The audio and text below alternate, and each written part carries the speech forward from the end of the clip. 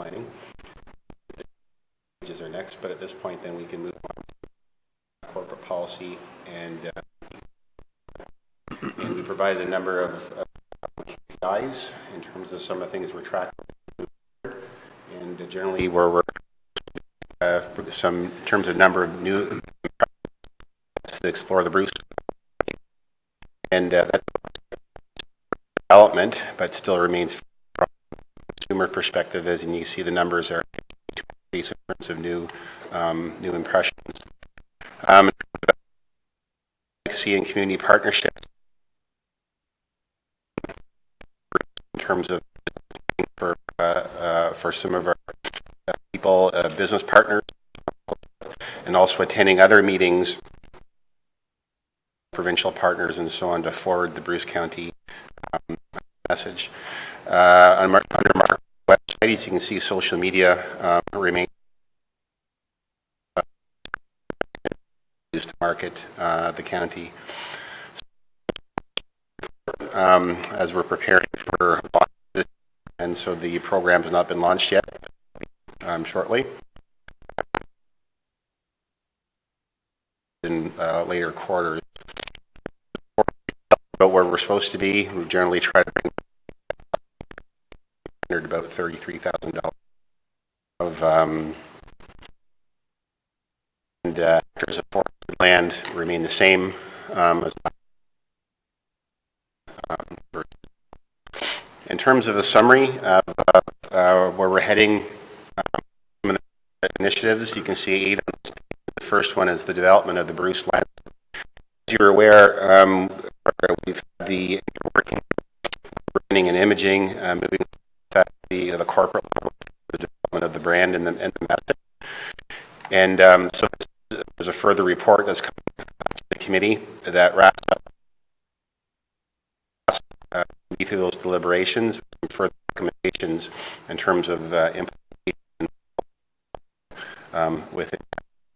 In terms of corporate imaging and messaging, I'm on track, if not a schedule. We've completed the research, taken the brand identity.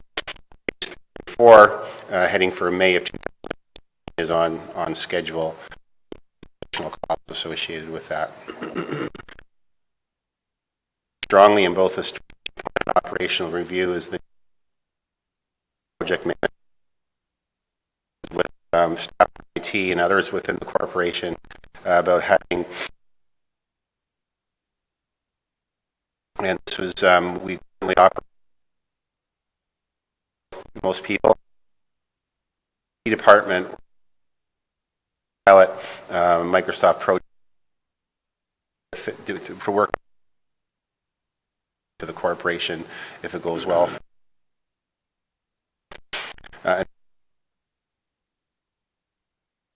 Coming up, and as a result of that, we've asked to review all the policies in conjunction with our existing 911 partners. They're robust. Regarding our role within Bell Canada private telecom on a new 911 completed. The number going for the last year and a half is there's the review and overhaul development and the development of a strategy associated with that. Additionally, early in the new year, we held a to make sure that fully enunciated within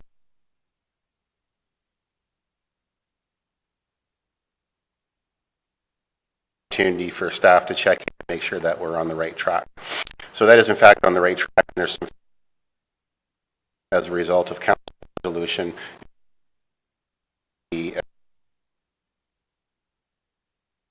meeting. This is around business development and capacity at the county level. Working through the RED grant process back last year, and this is the business to Bruce, the popular reports. And in one in Kincardine and also Peninsula with relation to wire in particular. That project was resources and tools in terms of how we, and there's a lot of recommendations in terms of who does what between the local municipalities and the county at the regional level. As a result of those discussions, we've also we have a number of communities that are starting up for the first time their own economic development committees, and they're trying to coordinate efforts at the local level. And of course, it allows us fairly all those communities at the local level. Recently, we've been working with Northern Bruce Peninsula and certainly Kincardine and Saugeen Shores to sort of bring that county perspective to the table and help everybody get launched and up and running over the next 12 months. And so the transition and impactful. The next was the Business Enterprise Center, and we're happy to report that in conjunction with our human resources staff and additionally our IT staff to make the transition deadline, and we have 2 new people who've been recruited into those positions, and we're up and running in the Port Elgin location.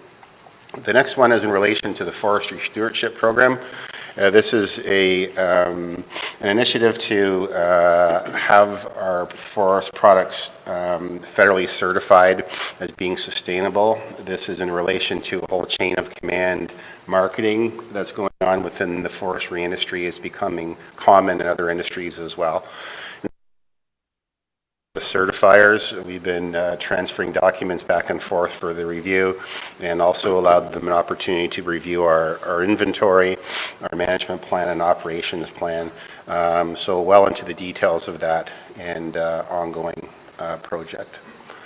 So that's a fairly quick. Okay, thank you, Chris. Questions for Chris? Comments? Milt? This forestry thing here, this certification panel. Within Canada, there's 2 or 3 different bodies who have been certified to provide the training for certification and the actual certificate. And in our case, we're going through the Eastern Ontario Forest Alliance. And the Eastern Ontario Forest Alliance has contracts with many of the upper tier municipalities, such as ourselves, to undertake the certification. So, for example, Grey County, Hastings, Renfrew, and some of the like. So they're our official agent for the certification. And so how many are we certifying, or what? Yeah, county forest, the whole county forest inventory. County owned. And the end result of that is? So we'll receive a certificate that recognizes us as having sustainable forestry practices. And the rationale for it is that we're receiving phone calls from our loggers saying that, you know, potentially we're going to end up in a situation where we have difficulty marketing products that are not certified. And is there an opportunity then for the county to go ahead? Potentially, for the loggers to be certified, I think they have to have around 20% of their inventory as being federally certified. Doesn't mean they can't sell their products. In the long run, you question whether or not we would simply lose markets, but in the short term, the loggers are saying, well, potentially it brings potentially some higher revenues once it is certified, and that remains to be seen how much more it will draw.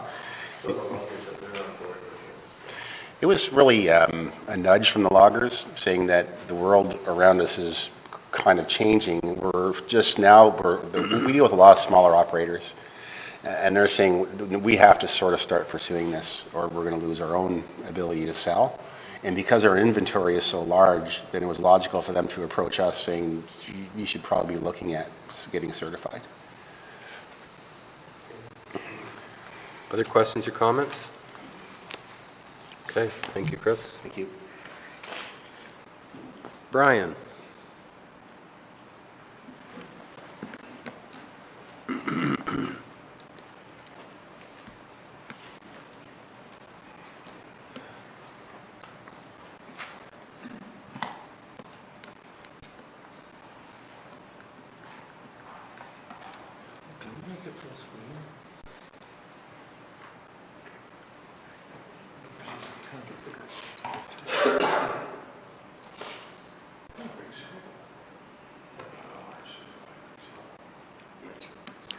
I would maybe go, just hit the X.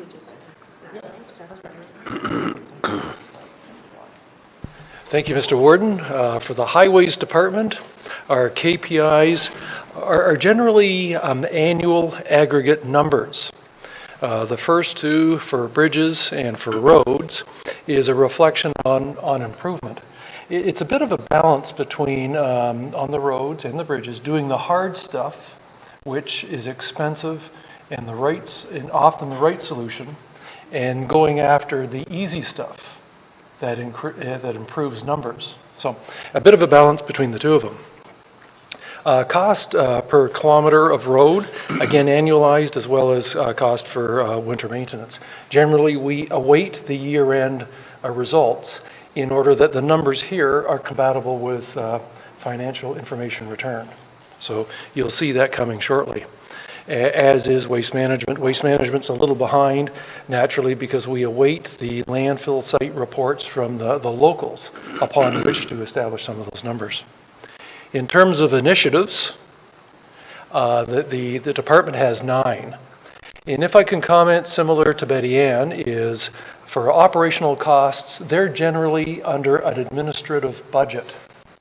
So as of now, we haven't identified them specifically, so I think at mid-year or year-end, we'll have to allocate current administrative money to these different operational costs.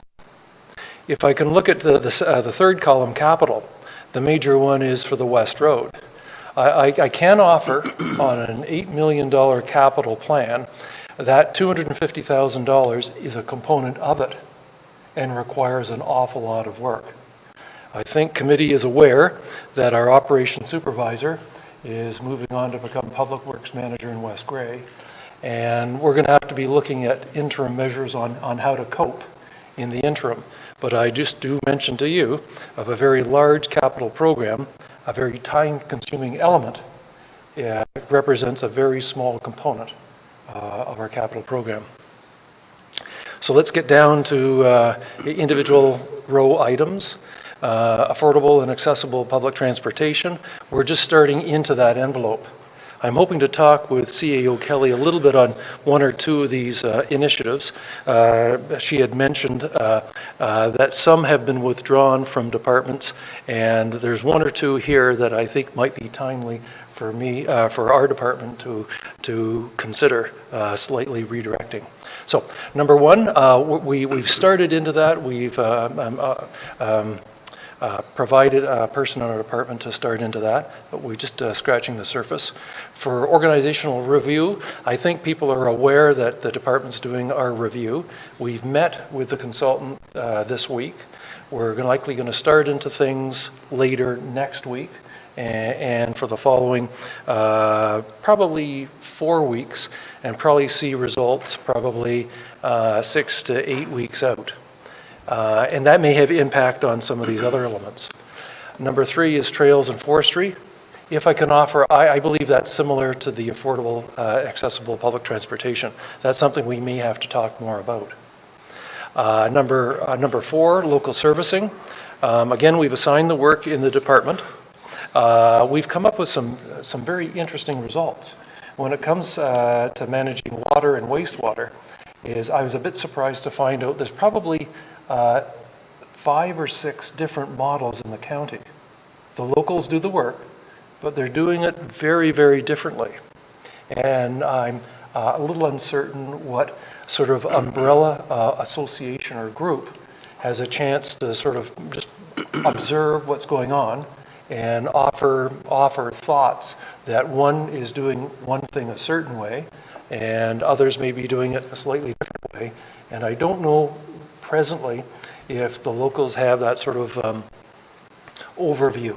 And I make the comparison and have made the comparison to the county's waste management rule, which is just sort of an overview and provides possibilities to the locals to consider.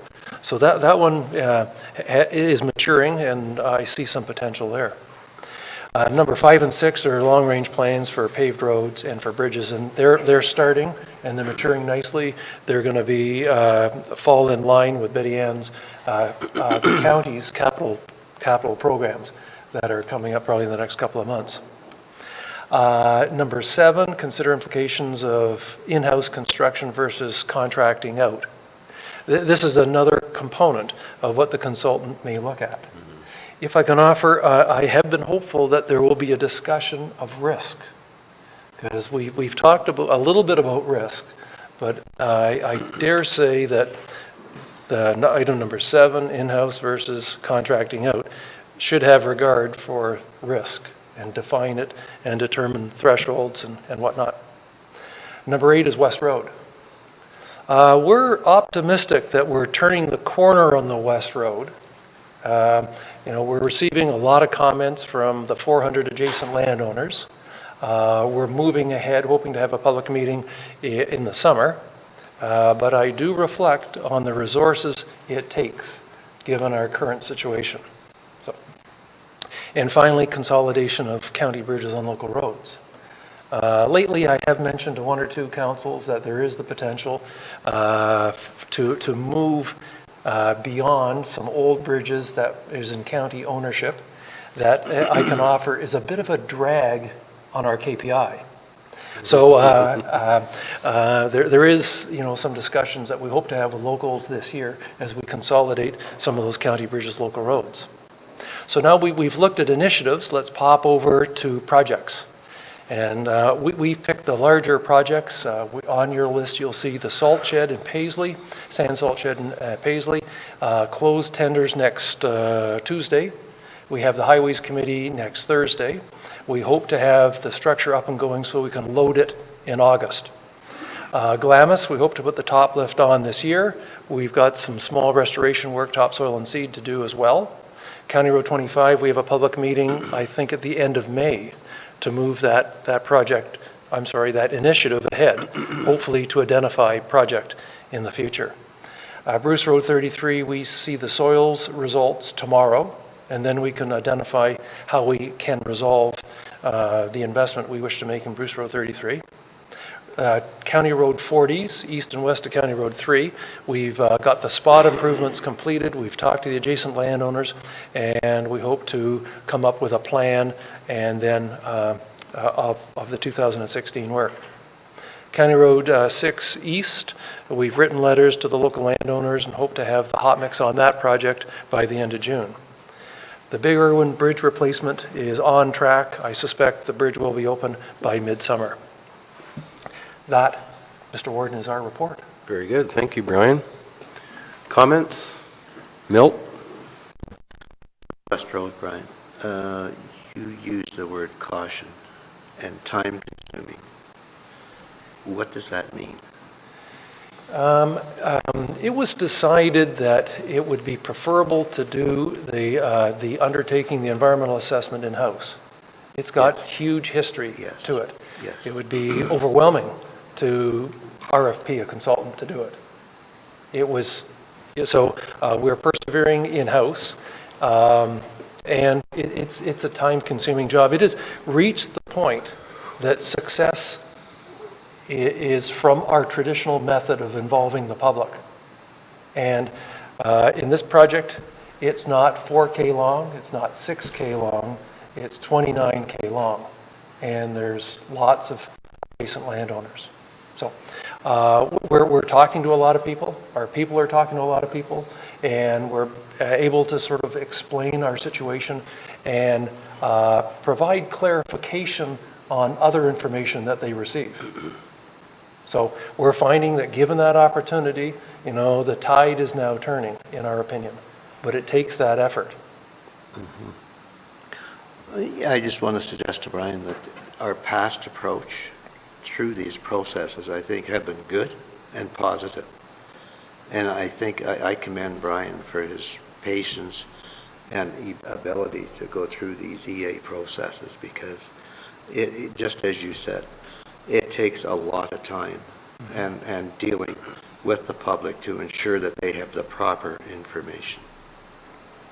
Yep. So I just thank you for that, Brian. Thank you. Thanks, Milt. Ann?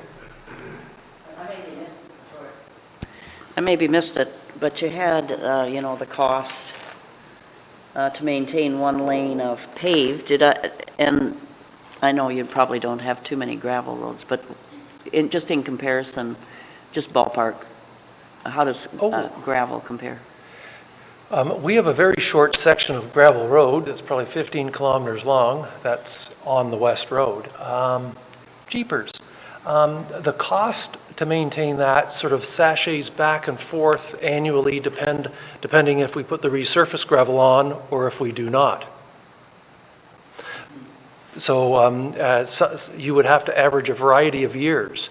And I'm afraid I don't have the numbers right now because they reflect so little of the system. It was probably thought that we have the number, but we wouldn't reflect it as an interesting KPI or one that we would track. We do track it, but not That's for these okay. purposes. I was just wondering if you had it. I was just interested in comparing. Okay, anything else for Brian? Hearing none, thank you very much, sir. Social Services, Christine.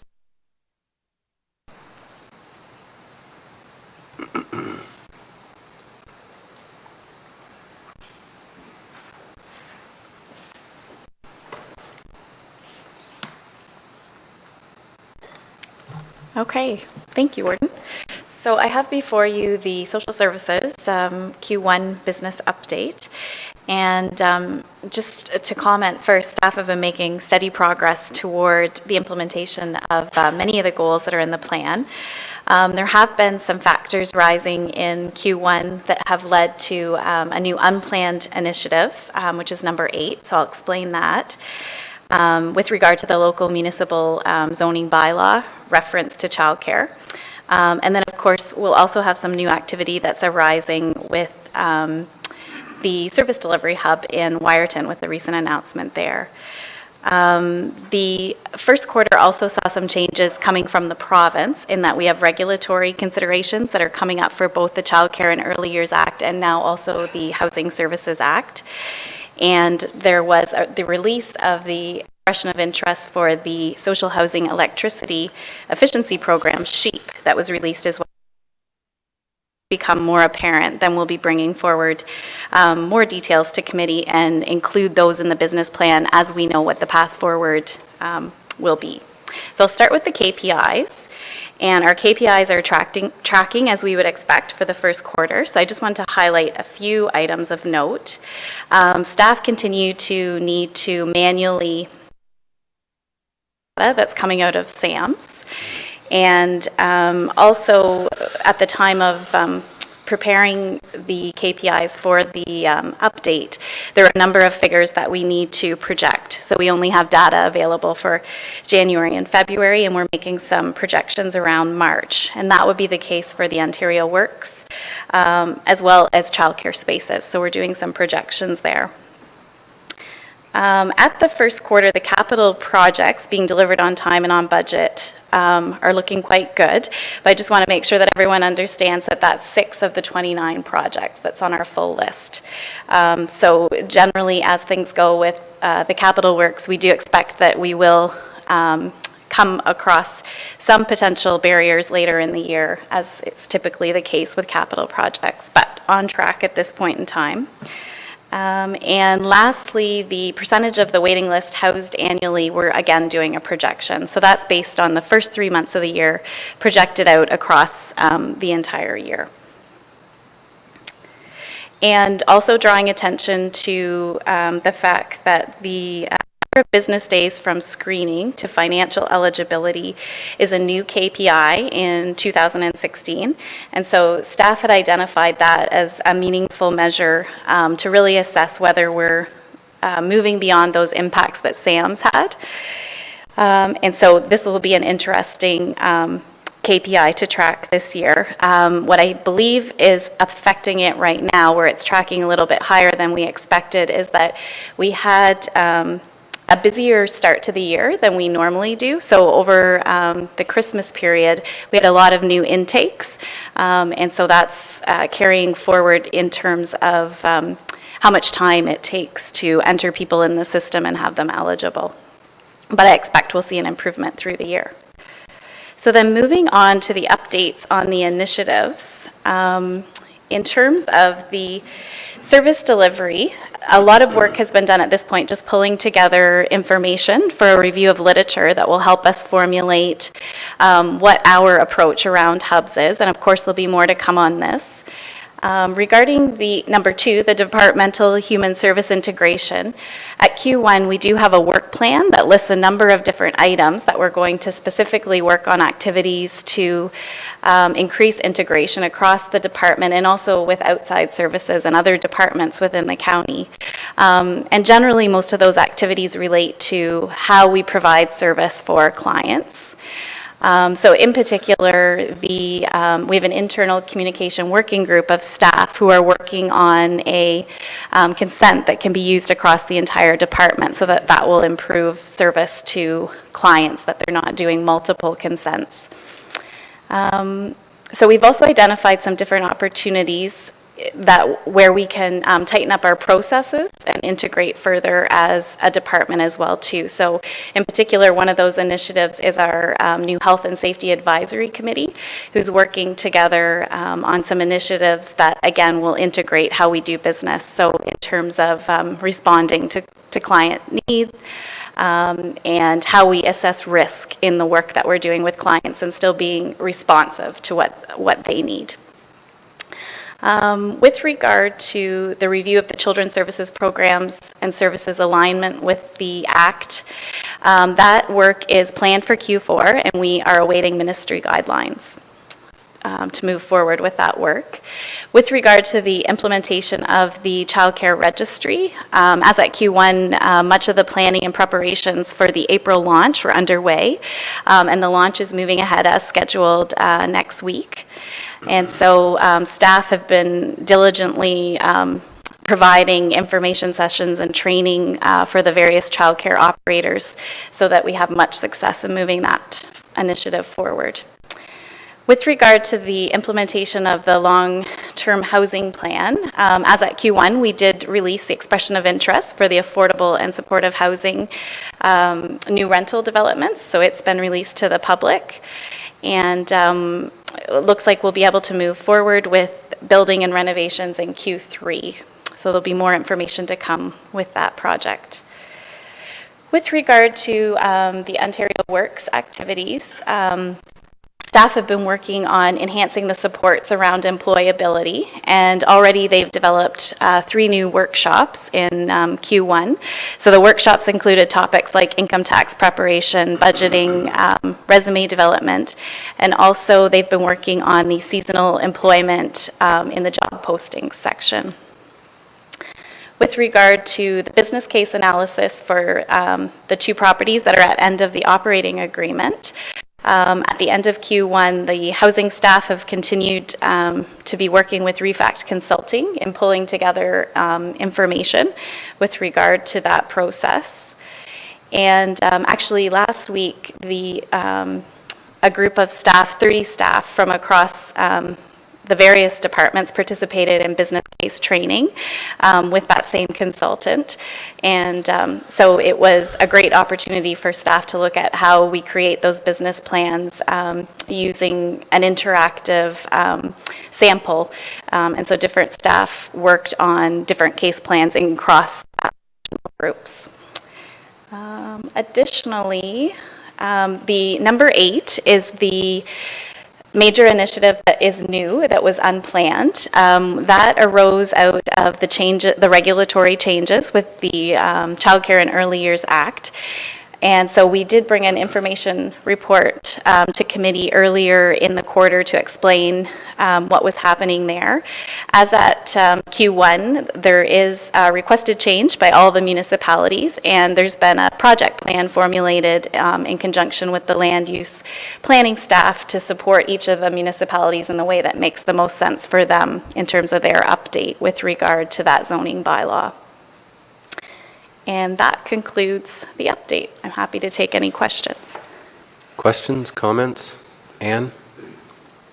So the change to the zoning bylaw, just a top level view, like, so for example, I learned that in BC, in one area, you can't have childcare in certain certain areas, or your house almost has to be certified for it. So I just wondered what this was. Sure. So where it was flagged was, in particular, in some communities, we had a limit of 5, which was in reference to the Day Nurseries Act.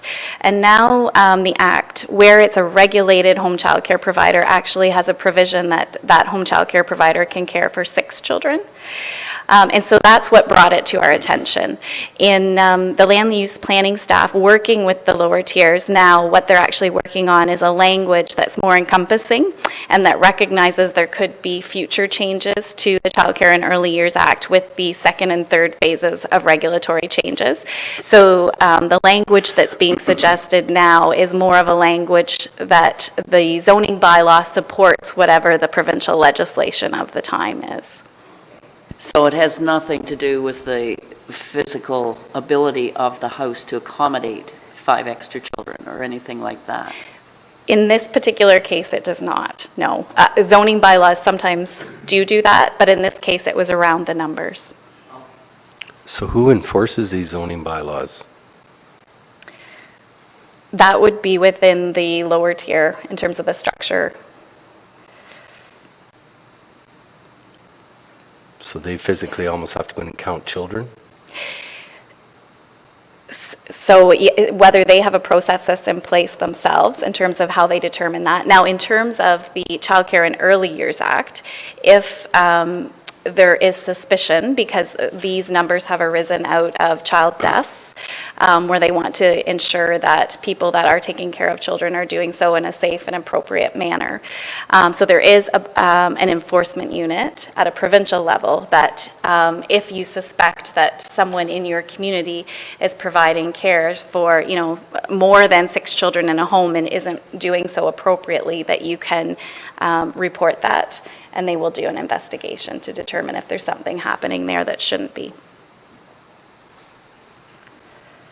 Is that more than 6 on top of your own 3, or is that you got to count in the 6?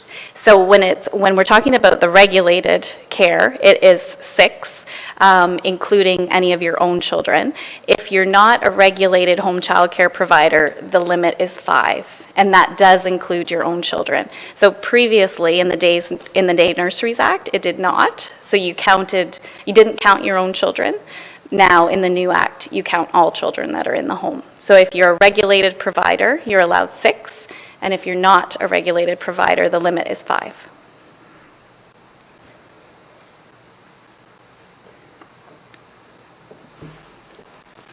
Well, thank you. Okay, nothing else. We have Bruce County Paramedic Services.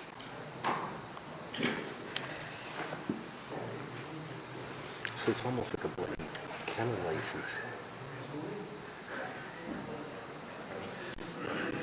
Arrow down. It's like having a kennel license.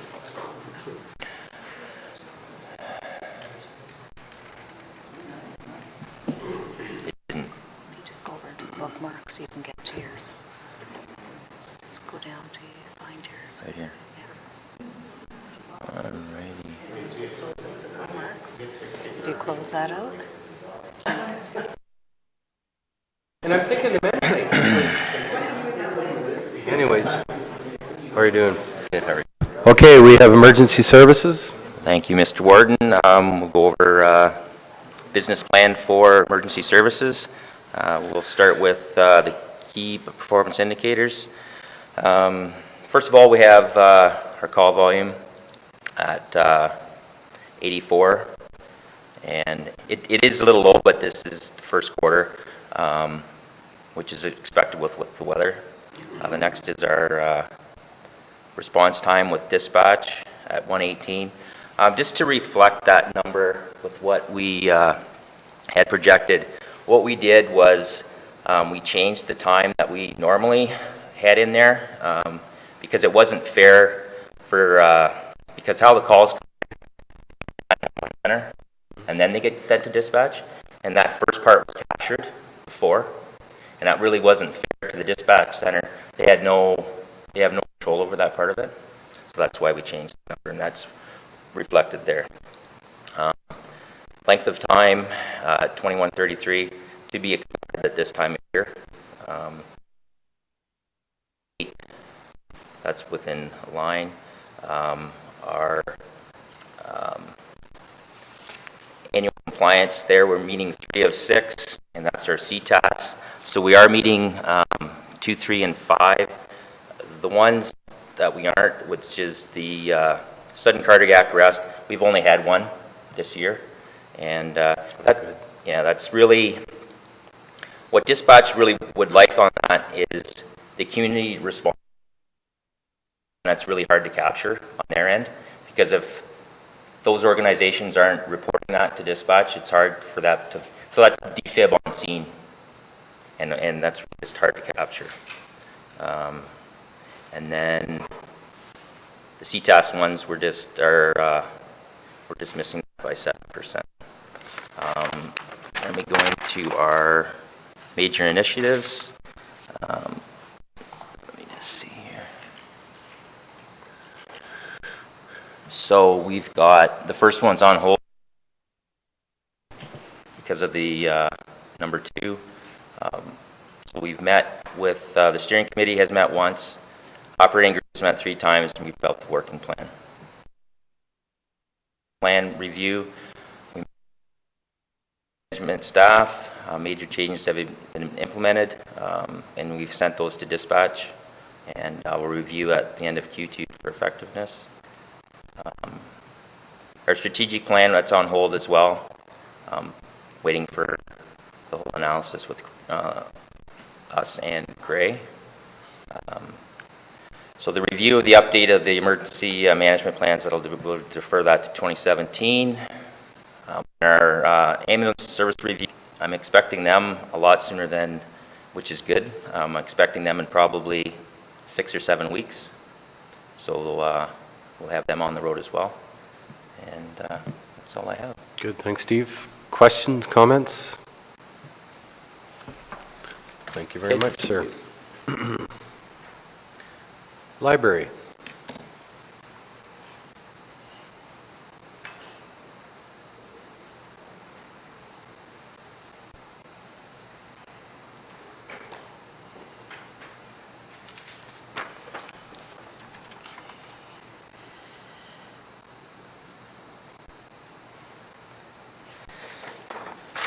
Okay, good afternoon. For the library, all of our key performance indicators are on track for the first quarter. I'll note that library membership is showing as lower than projected, but it does fluctuate throughout the year as our memberships do expire, and of course we gain new members throughout the year. Some of our other KPIs are tracking higher than projection, but again fluctuate throughout the year, so nothing of note there. For our initiatives, we are on track in terms of approximate hours spent by staff planning and delivering programs in our branches, and we have we're tracking well for the amount of hours of staff time spent training. For the museum library management structure, we have not anything to report in Q1, and our timeline for that was a third quarter completion. And library accreditation, the process for that will take place all year, and as of Q1, myself and branch supervisors have started the process of evaluating the branches. And that's my update. Okay. Questions, comments? Thank you. Thank you. And finally, museum.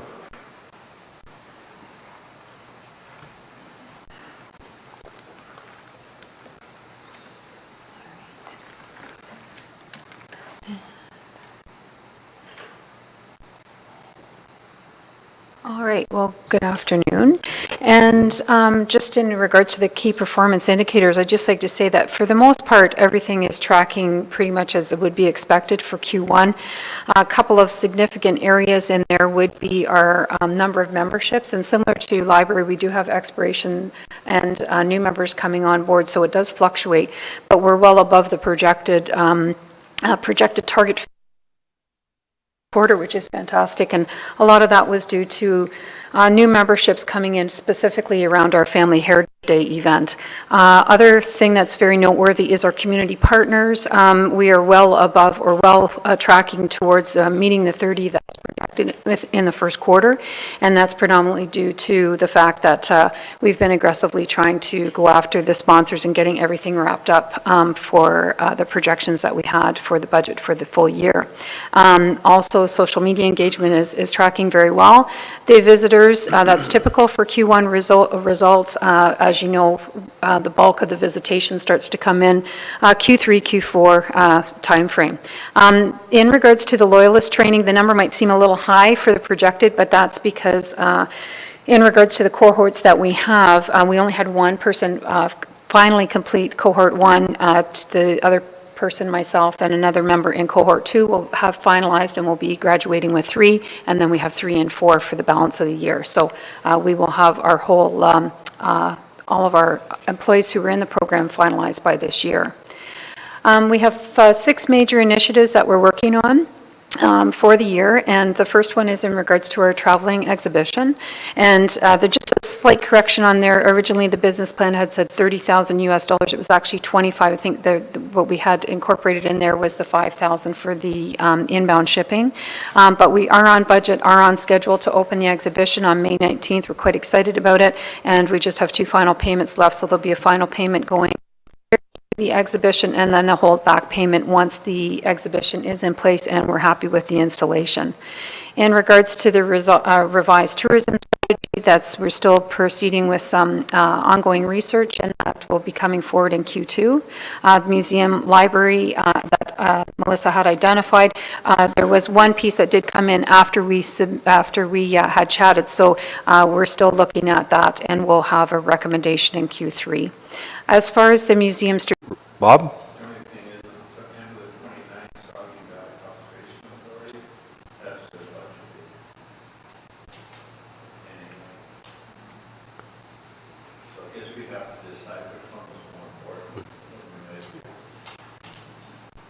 Would you, through you, Mr. Warden, would you like our advice or recommendation?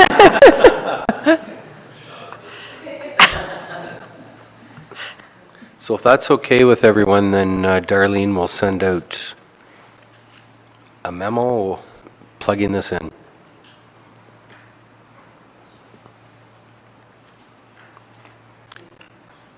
Now, the only thing for David and I is we have a West Ontario Power. We're away the 14th, 15th, 16th, just so you are aware.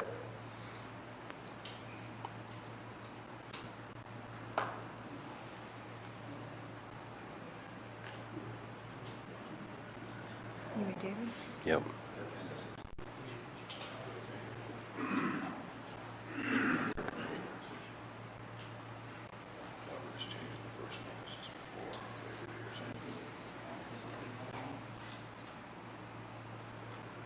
Okay, anything else? Okay.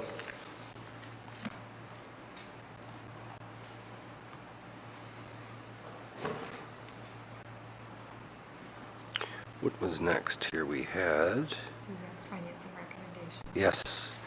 Okay. You have seen the financing recommendation for 268 Burford Street, Wyerton. There are some options there. I did, if I could just add, we talked, the one item that I didn't reflect in this report is just to bring you up to date, and you will be receiving the annual report for our year-end reserves, but we've always called this the county forestry reserve, the 1991, the 900,000 one. In addition to that, we also do have the forestry reserve, which is intended for if we look to purchase any additional forest reserves or if we were to sell any forest land, and that's 52,300 is the current balance in that. We also have the reserve that's been established for product sales, so any sales from our soon-to-be accredited forest property would be 90,000 was the balance at the end of the year. There's about 20,000 that's being used in 2019 2016, 12 of that for the accreditation purpose. So that reserve would sit at a balance of 70,000. So the forest reserve about 52, the product sales at 70, so about 120,000 still available for other programs that may come up related to forestry. Thank you, Betty Ann. Okay, so staff is looking for some direction on which way council would like to go. Paul, I think you had made a suggestion last week. Is that was basically not using any raising taxes to fund repayment of this to the working capital reserve? So basically, I think you said a 15-year payback, if I do recall. I think the recommendation there is looking at this morning, 700 from the forest reserve and the 600 from the capital. From the working capital. I think that pretty much puts us fiscal neutral as well. It would have no impact on the county levy. That's, yeah. Based on the 66,000 rent. And perhaps I didn't make that clear in the report. I think that the $66,000 rent from the documentation that we have reviewed that would suggest that operations will be probably at least 66,000. I think what we had looked at was in the 80,000 range. I know Christine and the staff at housing had done some samples. So I think that the lease costs that you're going to save will be consumed by the operational expenses. So plus then if we're going to repay this 40,000 would be an impact to the levy. Are you saying 80,000 on top of this? The 80,000 would be our annual operational expenditures, which would be financed in part from the savings of the lease, the 66,000. Yes. And then the financing, this piece would be in addition to that.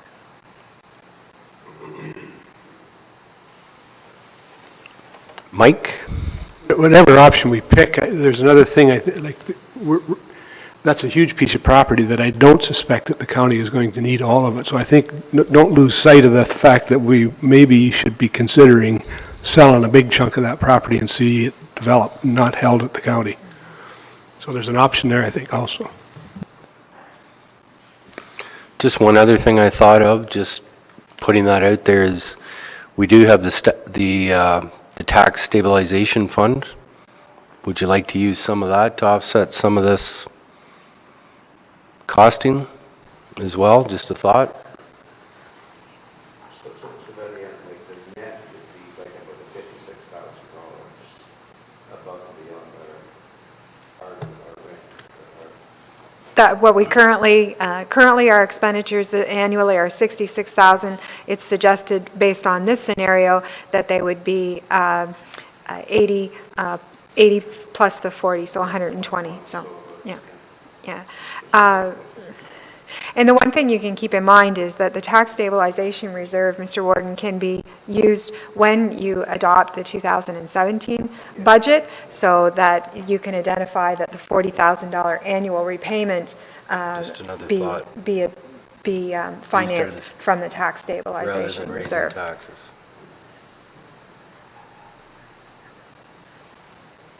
And the other this item 2 of that part was just that we would rename the balance of that reserve so that it is maintained for that purpose, for that building, because we know that that's, when we look at our capital asset management plan, that we know that that's an area where we do lack being able to put funds aside. So this would position us well to be able to, in the future, when we have the roofs to be replaced and the HVAC and the systems to be replaced, that would be already in place for that purpose, and recognize that.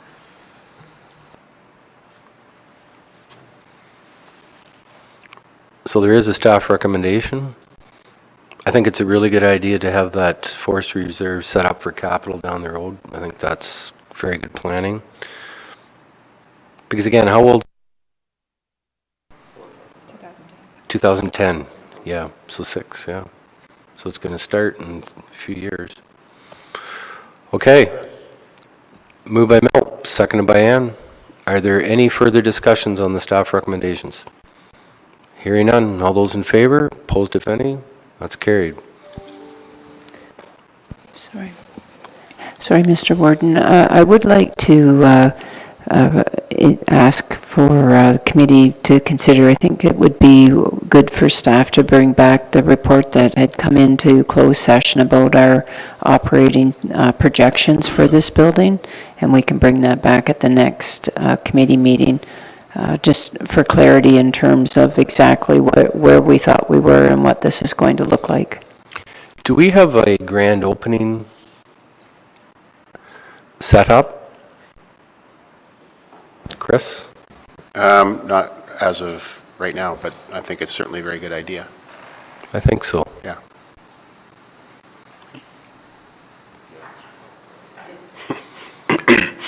Okay, anything further? Motion to adjourn. Ann and Paul, it's the first time you've had your hand up in an hour and a half.